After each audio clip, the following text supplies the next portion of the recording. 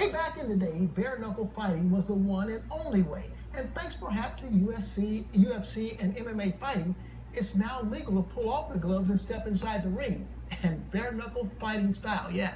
Hey, we have a local fighter, Shennone Ritche, who has his eyes set on the heavyweight bare knuckle championship of the world. If I hit you, you feel it. And bare knuckle, put that on his chin, he's gonna feel it. Shennone, the Cannon Ritche! I'm gonna be the next heavyweight champion of the world. Shennone Ritche lives in the gym. And he's accomplished a lot in doing so.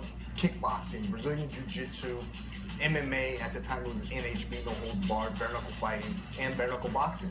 I won a world title in Russia, in Mexico, London, England, Canada, and even here in the United States. He's been fighting for 25 years, and at the age of 45, you would think he's ready to hang him up, retire, and try something else, especially considering the injuries and wear and tear he's endured. Well, I've had my nose broke a few times. I've had a cracked ribs, broken hands, had a couple, flash knockdowns, but actually knocked out, put to sleep like 3 times. Cuts over the eyes, broken hand, broken arm. A few cuts here and there is not going to stop him. There's always that split second of, is this the injury that might be it?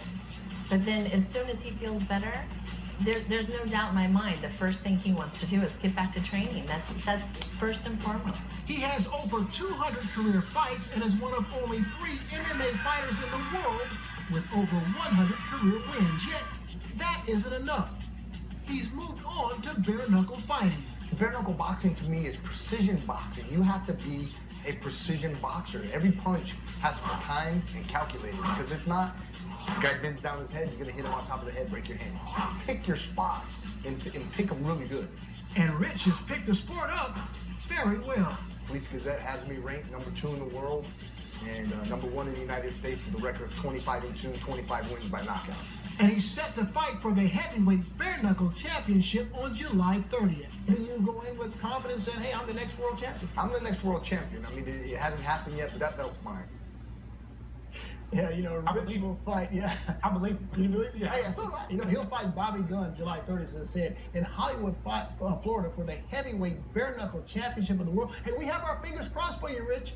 Wishing you the absolute best in hopes that you come back with that championship belt. And I'm gonna tell you, it just sounds so barbaric, doesn't it? I mean, but Rich tells me that bare knuckle fighting is actually safer than gloved or padded fighting. He says because you have to be precise with the punch, because if you hit an elbow or a shoulder, you could actually break a bone, whereas you have the gloves on, that's not possible. Who? He said broken arm, broken ribs. At 45, he's still going. I'm like, brother, call it quits. He said it like it was no big deal, and we complain about paper cuts. That's all I'm gonna say. He's one tough.